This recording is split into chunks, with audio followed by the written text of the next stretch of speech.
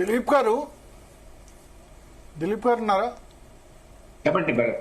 So Dilip గారు, ఇప్పుడు ఒకటి మీరు అన్నారు, సొంత పార్టీ పెట్టేందుకే ఎక్కువ అవకాశం ఉంది అని చెప్పి. అది ఇమ్మీడియట్ గా ఎందుకు అనౌన్స్ కాలేదంటారు? సొంత పార్టీ ఉంటే ఒకవేళ సొంత పార్టీ పెడితే గనక ఎంత మేరకు అవకాశాలు ఉంటాయి? ఒకటి ఆమె ఉన్న వాతావరణం స్టడీ చేస్తుంది. మాట ఆల్రెడీ స్టేట్మెంట్ ఇచ్చింది. నేను అందరినీ తెలంగాణ అంశంలో ఎవరికైతే అన్యాయం జరిగిందో మా పార్టీ అంటే బీఆర్ఎస్ ద్వారా జరిగిందో వాళ్ళందరినీ కలుస్తా, ఇతర ఉద్యమ నాయకులు కలుస్తా, ఇతర పెద్దలు కలుస్తా అని ఈ ప్రాసెస్ లో ఉన్నట్టు అనిపిస్తుందా? నేను అయితే నందిని సిద్ధార్థ మీరు చూపిస్తున్నారు కదా, నందిని సిద్ధార్థని కూడా చంద్రబాబు మిమ్మల్ని కలవలేదా? మిమ్మల్ని మాట్లాడలేదా? మీతో కాంటాక్ట్ చేయలేదా? I don't want to comment on that. చెప్పాలి కదా అంకుల్, అది కూడా చెప్పాలి కదా. మీరు డెఫినెట్ గా ప్రజలకు తెలియజేయాలి కదా. ఇప్పుడు మీరు మళ్ళీ ఒకసారి అప్పుడు యూనిట్ తెరిచినప్పుడు నన్ను నా ప్రమేయం లేకుండా మీరు నన్ను టీఆర్ఎల్డీ మహిళా ప్రెసిడెంట్ చేసిండ్రు.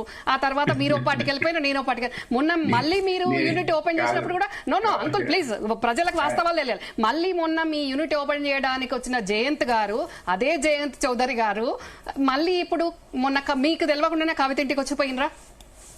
నేను పోలే, మీరు వెళ్ళలేదు, మీకు తెలియకుండా జరుగుతున్నదా అంతా? నేను అడిగేది అది. మీరు వెళ్ళిందా? నేను అలిగేషన్ పెట్టలేదు.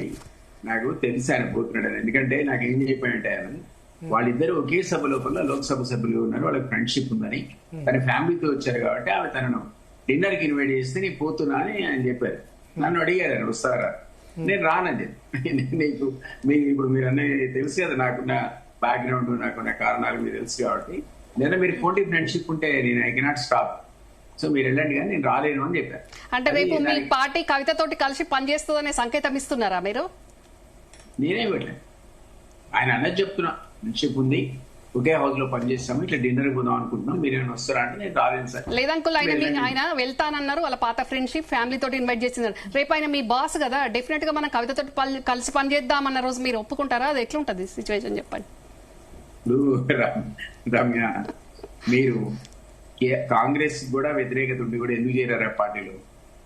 అంతేనా కదా, తెలంగాణ ఇచ్చిన పార్టీ కాబట్టి చేరాల్సి వచ్చింది కదా. వాటర్ నేను అంటే ఒక ఆబ్జెక్టివ్ మనం ఏం పెట్టుకున్నాం, మీరు కానీ నేను కానీ, కేసీఆర్ ని కొట్టేవాళ్ళు ఎవరు అనేది ఆ రోజు అంచనా వేస్తుంటే ఎవరితో కాదుగా బీజేపీతో కూడా ఆలోచపడే పని లేదు, కాంగ్రెస్ ఎదురే సాధ్యపడుతున్న ఆలోచన ఉండటం వల్ల మీరేనైనా పోయాం. ఆ ఆబ్జెక్టివ్ అయిపోయింది. అది అయిపోయిన తర్వాత ఇప్పుడు జరుగుతుంది ఏంటి, మొత్తానికి బీఆర్ఎస్ ఫ్యామిలీగా మనందరికీ సహజంగా కోపం ఉండాలి.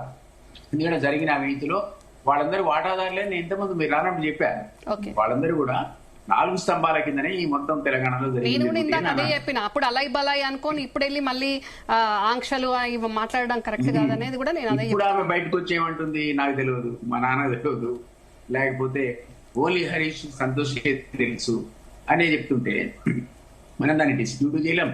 నిజానికి నేను ఇంతకుముందు చెప్పిన ఈ పంచాయతీ షేర్ల పంచాయతీ చేసింది. ఆ షేర్లు ఎవరి ఎంత షేర్లో ఇన్వెస్టిగేషన్ రకరకాల అంశాల లోపల మీ పార్టీ జరుపుతోంది. కొందరికేమో సిబిఐ కబర్ చెప్పారు ఈరోజు కాళేశ్వరాన్ని, కాబట్టి రేపు పొద్దున అది లేదు కేసీఆర్ కింద ఉంది, లేదు పలానాడు కింద ఉంది, కవిత కింద ఉంది, రేపు పొద్దున లేదు హరీషే కాదు, మీరు రోజు తిట్టే సంతోష్ మూల కారణం, ఈమె కూడా వాటా ఉందంటే మీరు నేనేం చేయలేం కదా. సో అది బయటపడాలి. ఇక్కడ మనమైతే మొదటి నుంచి కూడా ఆమె కారణాలు చెప్పుకుంటూ వస్తున్నాం. వాళ్ళు దాంతో మనకున్న విభేదాలు ఏంటి?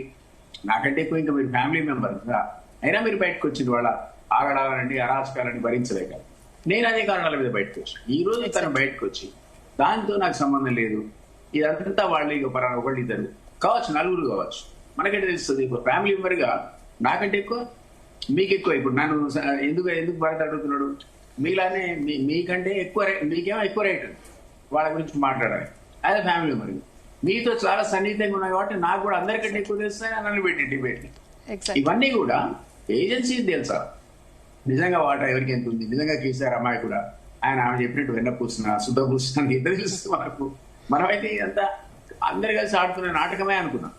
రేపు వచ్చే రాజకీయ పరిణామాల లోపల ఇప్పుడు ఆమె మొన్న ఎవరు తిన్మార్మల మీద దాడికి పంపింది కార్యకర్తని, ఇవాళ ఎవరో అడిగిండు ఈ పార్టీ ఏర్పడేది, మరి ఈ కామెంట్ ఏంటంటే స్వాగతిస్తాం అన్నది. మరి ఏం చేయాలి చెప్పండి, మీరు తీర్మానం ఏం చేయాలి? అదే నన్ను హత్య చేయడానికి ప్రయత్నించిన పార్టీ అధ్యక్షురాలు ఈ రోజు నన్ను స్వాగతిస్తున్నా అంటాడు, రేపు దాన్ని యాక్సెప్ట్ చేస్తున్నారు అంటాడా? ఒక పాలిటిక్స్ లో రకరకాల ఆ సందర్భాన్ని బట్టి ఆ నిర్ణయాలు ఉంటాయి. నేనేమన్నా అంటే ఒక పొలిటికల్ అసోసియేషన్ గురించి అడగలే మావాడు, నేను పర్సనల్ గా పోయిస్తా అంటే మీరు పోయినండి, నేను రాలేను, నాకున్న ప్రాబ్లమ్స్. రేపు పొద్దున చూద్దాం ఆ పార్టీ అలయన్స్ పెట్టుకుంటే నాకు ఇష్టం ఉంటుందా లేదా మన ఇద్దరు వేరే చర్చ పెట్టుకుందాం. ఓకే. సో రామారావు గారు, ఇప్పుడు హరీష్ రావు టార్గెట్